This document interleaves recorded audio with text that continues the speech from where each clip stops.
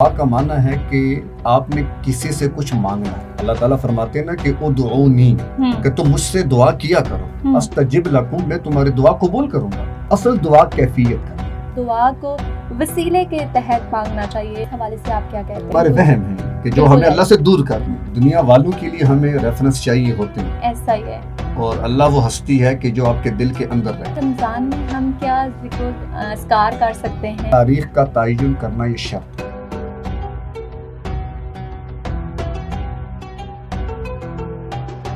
Welcome to another episode of desi podcast with Rani Andleeb. ناظرین، جیسے کہ آپ جانتے ہیں کہ رمضان المبارک کا مقدس مہینہ ہے، اور اس مہینے میں ہم نے اپنی پوڈ کاسٹ کا خصوصی تھیم رکھا ہے کہ رمضان اور روحانیت. اور آج اسی حوالے سے ہم جو بات کرنے جا رہے ہیں، رمضان کے حوالے سے دو بڑے ہی خاص موضوع ہیں جن کو زیر بحث لائیں گے. اور ان میں جو پہلا ہمارا موضوع ہے وہ ہے دعا، کیونکہ دعا بھی ایک روحانی سفر ہے. اس کی اہمیت اور فضیلت رمضان مبارک کے مہینے میں کیا ہے، اس حوالے سے بات کریں گے. اور دوسرا بہت ہی خاص ٹاپک ہے زکوٰۃ. رمضان المبارک کے مقدس مہینے میں زکوٰۃ بھی چونکہ ہم مسلمانوں پر فرض کی گئی ہے، تو زکوٰۃ کے حوالے سے بھی بہت سے سوالات لوگوں کے ذہن میں ہیں جو ابھی تک کلیئر نہیں ہو سکے. اس حوالے سے بھی ہم بات کریں گے. اور اس حوالے سے ہمارے ساتھ جو پوڈ کاسٹ میں ہمارے مہمان موجود ہیں، مفتی محمد طفیل صاحب، ان کو خوش آمدید کرتے ہیں اور ان سے گفتگو کا سلسلہ آگے بڑھاتے ہیں. السلام علیکم مفتی صاحب. جی وعلیکم السلام ورحمۃ اللہ. کیسے ہیں آپ؟ الحمدللہ.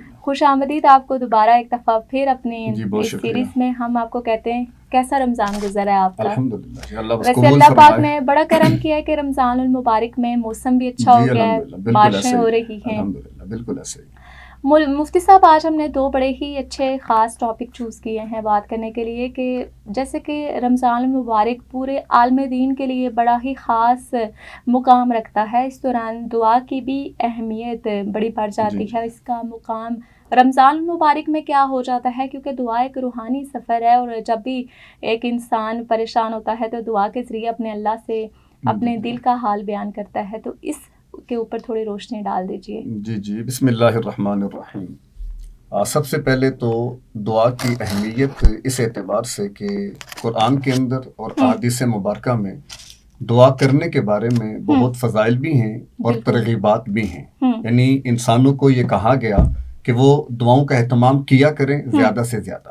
اب اس کے پیچھے جو بنیادی حکمت کیا ہے، دیکھیں دعا کا معنی ہے کہ آپ نے کسی سے کچھ مانگنا ہے. ایسا ہی ہے. اب ایک ہے مانگنے والا اور ایک وہ ہے جسے مانگا جا رہا ہے. ایسا ہی ہے. تو ان دونوں کے درمیان دعا ایک تعلق کو قائم کر دیتی ہے. اللہ تعالیٰ فرماتے ہیں نا کہ ادعونی، کہ تم مجھ سے دعا کیا کرو، استجب لکم، میں تمہاری دعا قبول کروں گا. بالکل. اور اسی طرح ایک اور موقع پہ بھی اللہ فرماتے ہیں کہ اذا سألک عبادی انی، کہ اے میرے نبی اگر لوگ آپ سے میرے بارے میں سوال کریں تو ان کو بتائیے فإنی قریب، میں تمہارے بہت قریب ہوں. کتنا قریب؟ نحن اقرب الیہ من حبل الورید، فرمایا کہ میں ان کی رگ جاں سے بھی زیادہ ان کے قریب ہوں. تو دعا اس قربت اور تعلق کا احساس پیدا کرتی ہے. بالکل. اور سب سے بڑھ کر جو مانگنے والا ہے وہ گویا اپنے آپ کو عاجز سمجھ کر، محتاج سمجھ کر، کمزور سمجھ کر اللہ کے حضور پیش کرتا ہے، اور جس سے مانگا گیا اس کی عظمت کا وہ قائل ہو جاتا ہے. بالکل ایسا. تو گویا کہ دعا میں انسان کی عاجزی اور اللہ کی عظمت اور بڑائی کی طرف بہت بڑا ایک پیغام ہوتا ہے. بالکل آپ درست فرما رہے ہیں مفتی صاحب. تو یہاں پہ میں تھوڑی ایک چھوٹا سا سوال ہے، آپ یہ سمجھیں گے کہ پتہ نہیں یہ کیسا سوال کر رہی ہے. بالکل آپ کر سکتے ہیں. ایک یہ بھی ہمارے ہاں کہا جاتا ہے کہ دعا ہم نماز کے دوران ہی مانگ سکتے ہیں، ویسے ہم دعا اللہ تعالیٰ سے نہیں مانگ سکتے ہیں. تو اس حوالے سے بھی تھوڑی آپ روشنی ڈال دیجیے. جو بھی ہمارے دنیا میں بھی تعلق اور محبتیں ہوتی ہیں، بالکل، کیا ہم نے کبھی انہیں لمیٹیشنز میں رکھا ہے؟ نہیں رکھا. کہ ماں اپنے بچے سے صرف صبح محبت کرے گی، دن کو نہیں کرے گی، دن کو کرے گی، رات کو نہیں کرے گی. 24 گھنٹے زندگی کا ہر لمحہ ان تعلقات اور محبتوں میں گزرتا ہے. بالکل. جب انسانوں کی جو عارضی محبتیں ہیں وہ کسی بھی وقت کی قید میں نہیں ہیں، تو اللہ کی ذات تو بہت بڑی ذات ہے. بالکل. اور اس کے درمیان اور بندے کے درمیان کوئی حجاب کسی اعتبار سے کسی وقت نہیں ہے. تو لہٰذا ان چیزوں کو اوقات میں قید کرنا درست نہیں ہے. آپ جب چاہیں، جس وقت چاہیں اللہ سے مانگیں، جس انداز میں چاہیں. اور انداز میں بہتر یہی ہے. اکثر لوگ الفاظ کی طرف زیادہ جاتے ہیں. ہمارے معاشرے میں ایک معاملہ ہے، وہ عربی کے الفاظ یاد کر رہے ہیں حالانکہ دعا کا طریقہ کیا ہونا چاہیے، چھوٹا سا بڑا عجیب سا واقعہ ہے، مختصر کروں گا کہ بیت اللہ میں ایک اللہ والے اللہ سے مناجات میں مصروف دعائیں مانگ رہے ہیں اللہ سے ملتزم کے ساتھ، تو ایک ساتھ ان کے دیہاتی اب وہ بھی اللہ سے مانگ رہے ہیں، اب وہ تو اپنے الفاظ اور ان کی فصاحت اور بلاغت کی طرف جا رہے ہیں اور وہ بھی اللہ سے مانگ رہے ہیں. اب وہ کیا کہہ رہے ہیں، یا اللہ میں ایک کھیت والا دہقان ہوں، میں کھیتی باڑی کرتا ہوں. تو ہوتا یہ ہے، اب وہ اللہ سے یہ باتیں کر رہے ہیں. اللہ ہوتا یہ ہے کہ ہم درزی سے بھی کام لیتے ہیں، موچی سے بھی کام لیتے ہیں، یہ سارے لوگ، اور ہم ان سے کہہ دیتے ہیں کہ سال کے بعد فصل کٹے گی فلاں موقع پہ آپ آئیں گے، ہم آپ کو غلہ دے دیں گے. ہوتا ہے کیا ہے، اب درزی بھی آیا، موچی بھی، جس نے ہمارا کام کیا ہوتا ہے وہ آ جاتے ہیں، وہ آ کے اپنا اپنا غلہ لیتے ہیں. اے اللہ اس میں ایسے لوگ بھی آتے ہیں جنہوں نے کوئی کام نہیں کیا ہوتا، لیکن میں انہیں بھی خالی نہیں لوٹاتا. تو یا اللہ میری مثال تیرے در پہ وہی ہے کہ میں کچھ کر کے نہیں آیا تیرے در پہ، میں بالکل خالی دامن ہوں. تو لہٰذا اگر میں خالی نہیں لوٹاتا تو مجھے خالی کیوں لوٹائے گا. تو وہ کہتے ہیں کہ میں اپنی دعا بھول کرنا اس کی دعا پہ مصروف ہو گیا. تو اصل دعا کیفیت کا نام ہے، کیفیت کا نام ہے. بالکل، ہم الفاظ دیکھتے ہیں اور وہ چیزیں ان میں کھو جاتے ہیں. اچھا، ایک یہاں پہ ایک بڑا سوال کامن سا آیا ہے کہ ہم دعا مانگتے ہیں تو بہت سے لوگ یہ کہتے ہیں کہ اللہ ہماری جو ہے شارک سے بھی زیادہ اللہ پاک ہمارے قریب ہیں. تو جو بہت قریب ہوتا ہے اس سے لگاؤ بھی ہوتا ہے. تو کوئی کہتے ہیں کہ اللہ پاک سے ہمیں مطلب ہے اللہ تو ہمیں نوازنے والا ہے، تو کر کے نہیں مانگنا چاہیے ہمیں. آپ کہنا چاہیے کہ وہ ہستی جس نے یہ دونوں جہاں بنائے وہ اللہ کی شان کے خلاف ہے. تو آپ اس پہ بھی تھوڑا سا بتا دیجیے. اس میں دو تین جہتیں ہم بنا لیتے ہیں اس جواب کی. اس کی ایک جہت وہی میں نے کہا نا، محبت والی، اور محبت میں حجاب نہیں ہوتے، اور حجاب کے نہ ہونے کو جو تعبیر کیا جاتا ہے وہ تو سے ہی کیا جاتا ہے. یعنی جب آپ کسی کو آپ کہیں گے نا تو کچھ نہ کچھ حجاب آئے گا بیچ میں. تو کے اندر جب ہم اپنے دوستوں میں، اپنے قریبی لوگوں میں ہوتے ہیں، وہاں پہ آپ بہت کم ہوتا ہے. ایسا ہی ہے. تو اگر تو سے کسی کو مخاطب کر بھی دیا تو حرج نہیں ہوگا اس میں. ہاں، دوسری چیز اس میں ہم یہ دیکھیں گے کہ تعظیم اور ادب یقیناً پیش نظر ہے. پھر ہر لینگویج کی اپنے اصول ہیں. اب عربی گرامر کو آپ دیکھیں تو عربی میں جتنی بھی دعائیں ہیں اس میں جتنے بھی صیغے اللہ کے لیے استعمال ہوئے، اردو میں ہم ان کو لفظ تو سے تعبیر کرتے ہیں. جیسے انکا، اللہم انکا. اب لفظ کا یہ مخاطب واحد کے لیے تو، ٹھیک ہے. اور بھی جتنی بھی دعائیں آپ دیکھ لیں، ربنا ظلمنا انفسنا وَإِن لَّمْ تَغْفِرْ لَنَا، اگر تو نے ہمیں نہ بخشا.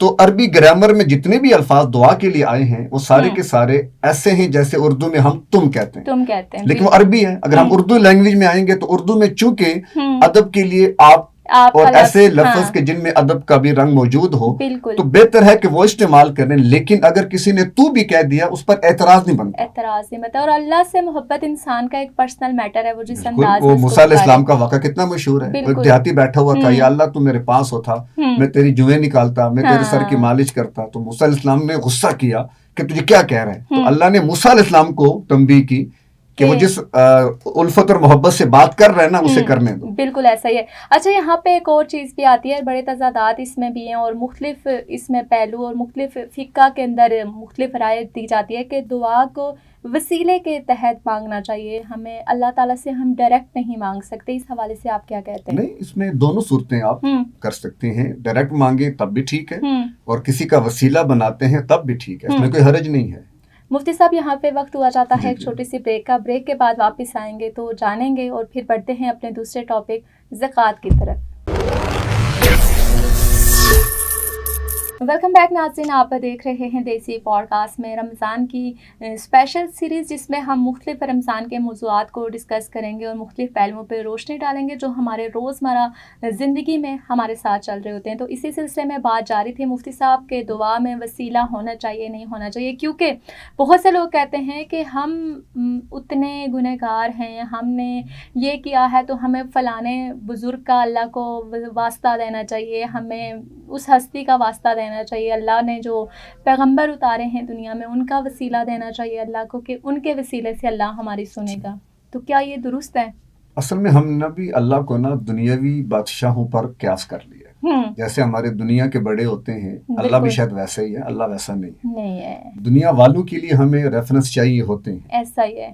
اور اللہ وہ ہستی ہے کہ جو آپ کے دل کے اندر رہتی ہے. ایسا ہی ہے. تو اتنی قربت کے بعد بھی اگر ہم یہ ذہن میں رکھیں کہ ہماری جدائی ہے تو پھر یہ ہمارا عقل کا فطور ہو سکتا ہے, حقیقت نہیں ہو سکتی. بالکل. جب اللہ نے کہہ دیا کہ نحن اقرب الیہ من حبل الورید, اور یہاں پہ اللہ نے کوئی قید نہیں لگائی مومن کافر کی کہ انسانوں سے کہہ دو کہ میں ان کی رگ جان سے بھی زیادہ قریب ہوں. تو اتنی قربت جب ہوگی, میں آپ کے پاس, یہ جو بادشاہ کے پاس بیٹھا ہوا ہے, تو وہ پھر کس کو ریفرنس بنائے گا بیچ میں جب بادشاہ سامنے موجود ہے؟ ایسا ہی ہے. اللہ تو ہمارے دل میں ہے, تو لہٰذا اللہ نے خود فرمایا کہ مجھ سے جیسا گمان کرو کہ میں ویسا ہی ملوں گا. یہ ہمارے وہم ہیں کہ جو ہمیں اللہ سے دور کرنے ہیں. اللہ ویسا نہیں ہے جیسے ہم عام انسان ہوتے ہیں, یا جیسے ہمارے آگے پورٹریٹ کیا گیا ہے نا کہ اللہ تعالیٰ بڑی کوئی سخت ہستی ہیں. وہ نو ڈاؤٹ کہ اللہ تعالیٰ نے ہمیں سیدھا راستہ بھی بتایا ہے اور ہمارے لیے دوسری طرف بھی ہمیں بتایا گیا ہے کہ اس طرف چلیں گے تو ہمارے لیے کیا کیا چیزیں, کیا کیا سزائیں ہوں گی.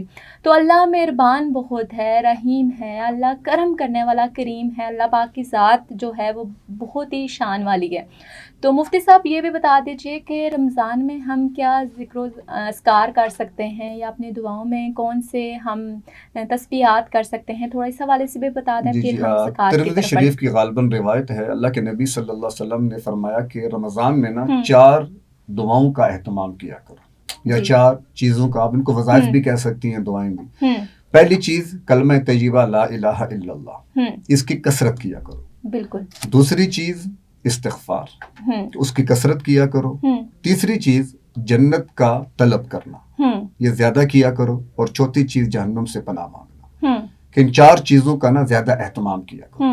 اب لا الہ الا اللہ یہ اللہ کی الوہیت کا اقرار اور بندے کا اللہ کو تسلیم کر لینا, اور یہ چیز بندے کے ذہن میں, دل دماغ میں اللہ کے تصور کو پختہ کرتی ہے کہ جتنا جس چیز کا تذکرہ زیادہ ہوگا اتنا وہ اپنا اثر چھوڑے گا. بالکل. اور استغفار اس لیے کہ انسان ہے, گناہ بھی ہوتے ہیں, اور یہ حجاب اور رکاوٹیں بنتی ہیں. جب استغفار بھی چلتا رہے گا تو بتقاضۂ بشریت اگر کچھ گناہ بھی ہیں تو وہ اس کی برکت سے ختم ہونا شروع ہو جائیں گے. اور جب اللہ کا تعلق ملے گا, گناہ معاف ہوں گے, تو یقیناً جنت ہماری منتظر ہوگی. بالکل. تو اس کو بھی مانگنا چاہیے اللہ سے, کیونکہ آخری دم تک, آخری سانس تک انسان ہے خطرے میں. بالکل. شیطان اپنا زور لگاتا ہے کہ میں اس کو ایمان سے خالی کر کے روانہ کروں. تو اس لیے آخری وقت تک جنت کا طلب کرتے رہنا اور جہنم سے بچاؤ کی دعا, کیونکہ جنت کی طلب یا جہنم سے بچاؤ یہ ہمیں نیکی کی طرف لے جائے گا اور برائی سے ہمیں روک دے گا. ایسا ہی ہے. اور خلاصہ یہی ہے دعا کا بھی, رمضان کا بھی, عبادات کا بھی, کہ ہم اللہ والے بن کے جئیں. جب اللہ کے حضور پہنچے تو اللہ ہم سے راضی ہو. بالکل ایسا ہی ہے. اور مفتی صاحب اب ذرا دوسرے ٹاپک کی طرف ہم آتے ہیں کہ زکوٰۃ.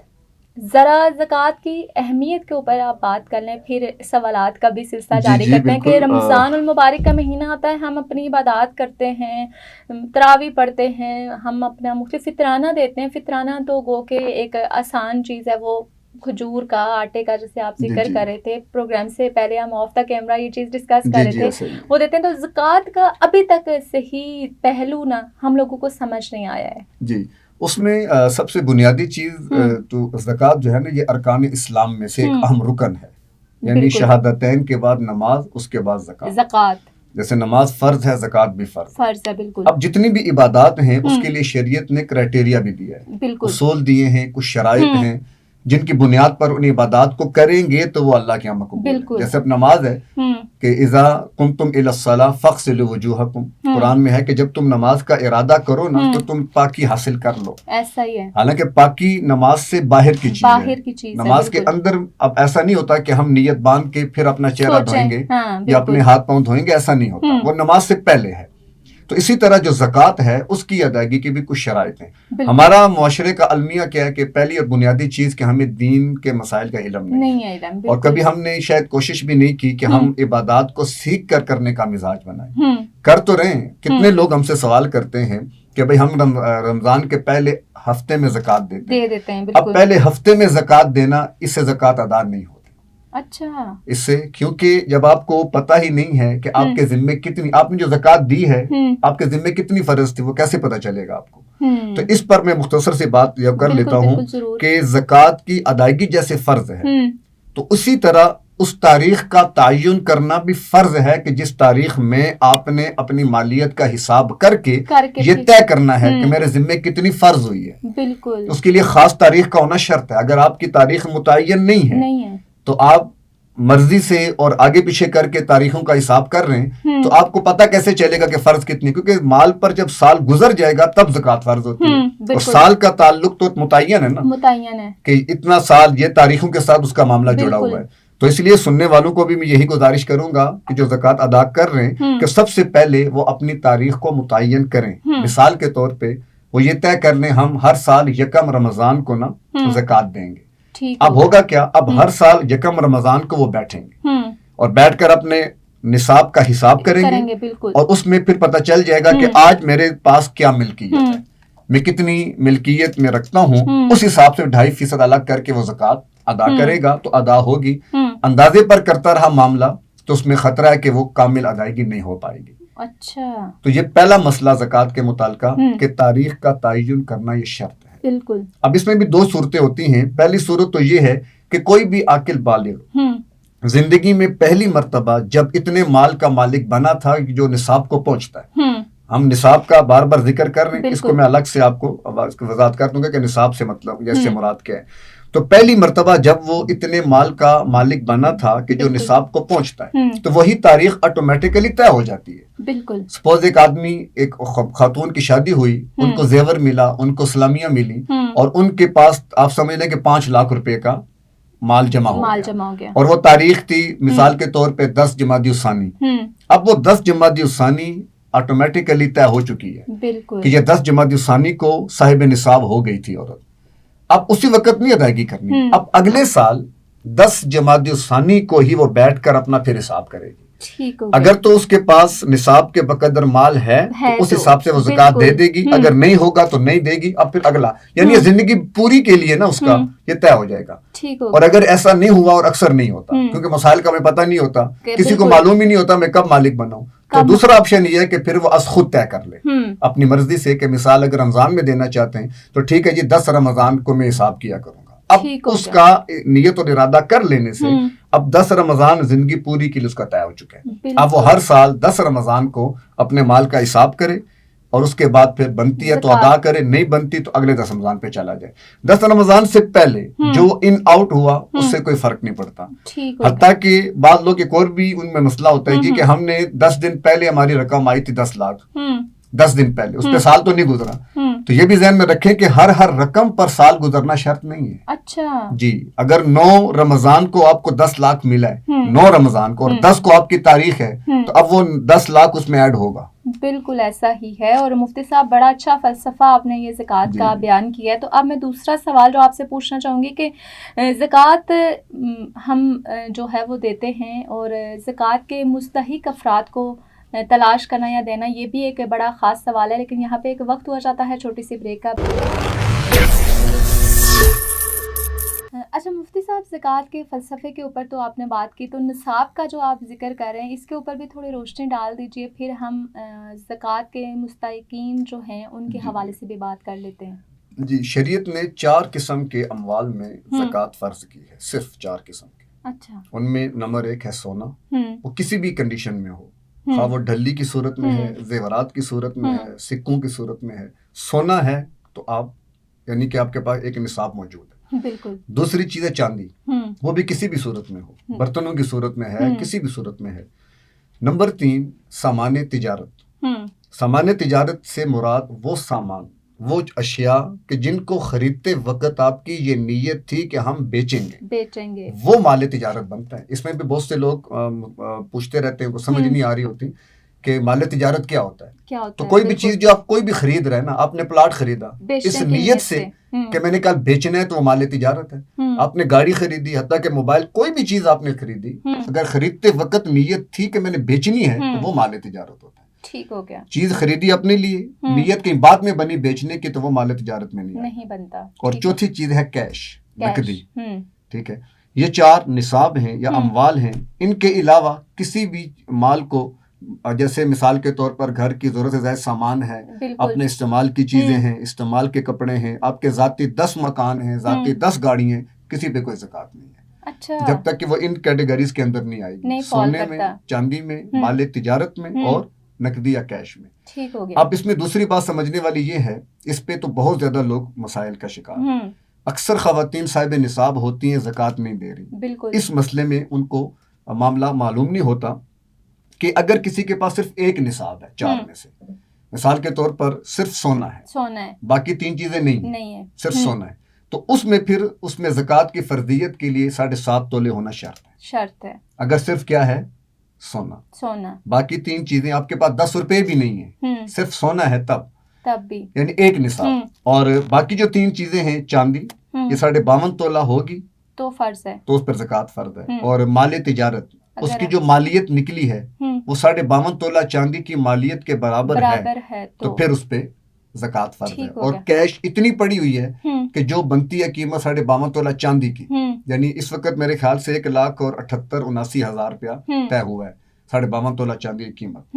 یعنی اس وقت کوئی بھی مرد یا عورت جو 1,78,000 یا 79,000 کی مالک ہے تو وہ صاحب نصاب. اچھا جی. اور یہ تو ایک صورت تھی. دوسری صورت کے 2 نصاب کسی کے پاس جمع ہو گئے، سونا تھا اس کے ساتھ چاندی بھی ہے، یا سونا ہے ساتھ مال تجارت بھی ہے، یا سونا ہے اور ساتھ کیش بھی ہے. اب یہاں پر الگ سے سونے کا حساب نہیں ہے.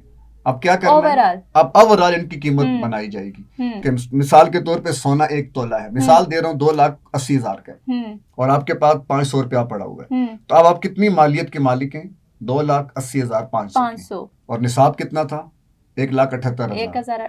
1,78,000. تو گئے کہ آپ صاحب نصاب ہیں. بالکل. اب آپ پر زکوٰۃ فرض ہو چکی ہے. بالکل مفتی صاحب، آپ نے بڑا کلیئر کر دیا ہے کہ ہم لوگ، بہت زیادہ لوگ، ابھی میں آپ کی یہ بات سنتے ہوئے اپنے ذہن میں گھما رہی تھی کہ میری فیملی میں کتنے لوگ ایسے ہیں، خواتین ہیں جن کے پاس سونا بھی ہے، ساتھ کیش تو رہتی ہے، نقدی ان کے پاس. بالکل ایسا ہی ہے. اور اتنا تو میرے حال سے جتنی آپ نے قیمت بتائی ہے، اتنا تو ہر تیسرے شخص کے پاس میں کہوں گی کہ موجود ہے. اور اگر ہم اس بات پہ غور کریں تو شاید جو آج کے حالات ہیں ہمارے ملک کے اندر، کہ ہم اسلامی جمہوریہ کی بیس پہ جو ہمارا ملک بنایا گیا، کہ ہم نے اپنے دین کے فلسفے کو ہی نہیں سمجھا، تو ہم اتنے زیادہ مسائل کا شکار اسی لیے ہو چکے ہیں.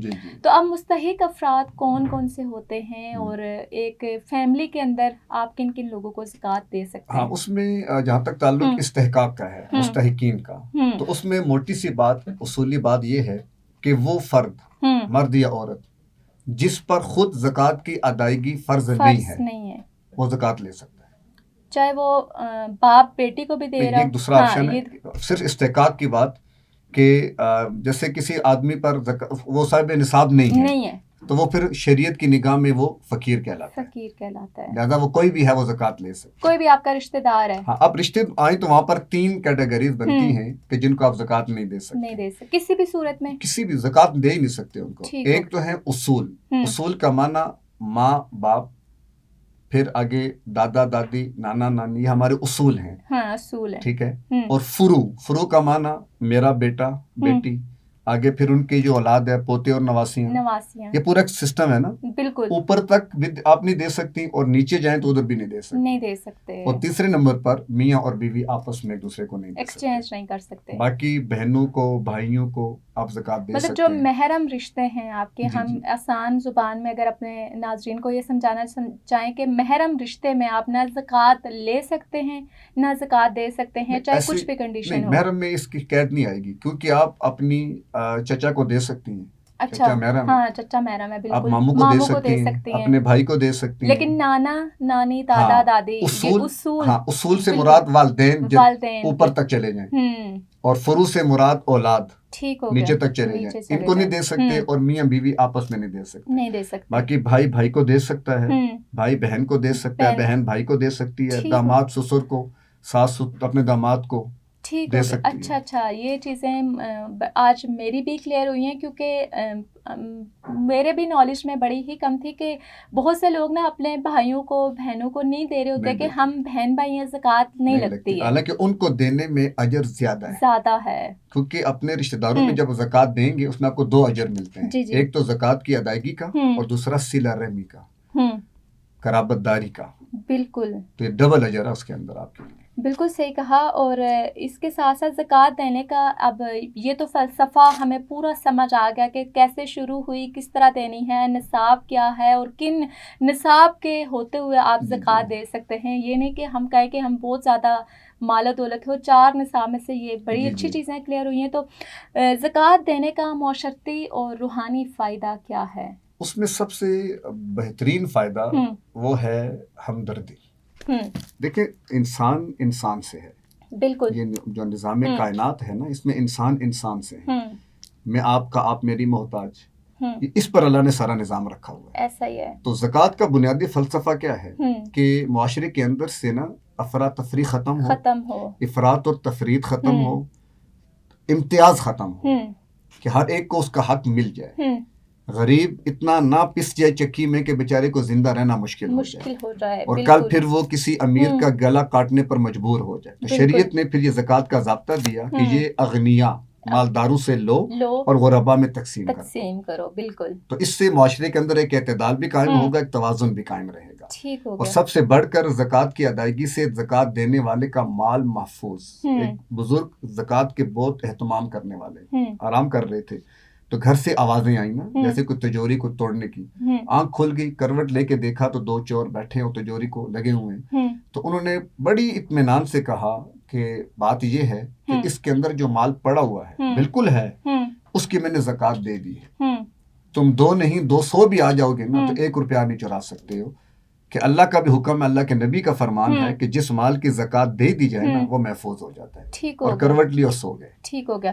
اچھا مفتی صاحب, یہاں پہ ایک اور چیز بھی کلیئر کر دیجئے کہ بہت سے لوگ نا زکوٰۃ کو رمضان میں ہی مطلب لاتے ہیں. آپ نے جیسے بتایا کہ ایک سال میں ایک تاریخ ہونی چاہیے, تو ہم اپنی روزمرہ زندگی میں ڈیلی کی اگر زکوٰۃ کے اوپر دیکھیں تو وہ کیا ہوگی؟ ہاں, یہ بڑا اچھا سوال کیا آپ نے, کہ اکثر لوگ رمضان کو خاص کر لیتے ہیں. تو رمضان کا تعلق, زکوٰۃ کا تعلق رمضان سے نہیں ہے. بالکل, اس کا تعلق صاحب نصاب ہونے سے ہے. وہ کسی بھی مہینے میں آپ ہو جائیں گے تو آپ پر زکوٰۃ فرض ہو گئی ہے. اتنی بات ضرور ہے کہ رمضان میں چونکہ اجر بڑھ جاتا ہے تو اچھی بات ہے, حریص ہونا چاہیے انسان کو اجر زیادہ سے زیادہ ملے. تو لہٰذا اگر کسی کی تاریخ متعین ہو چکی ہے نا اس اعتبار سے کہ اس کو پتہ ہے کہ میں کب مالک بنا تھا, پھر تو وہ اسی تاریخ میں دے گا.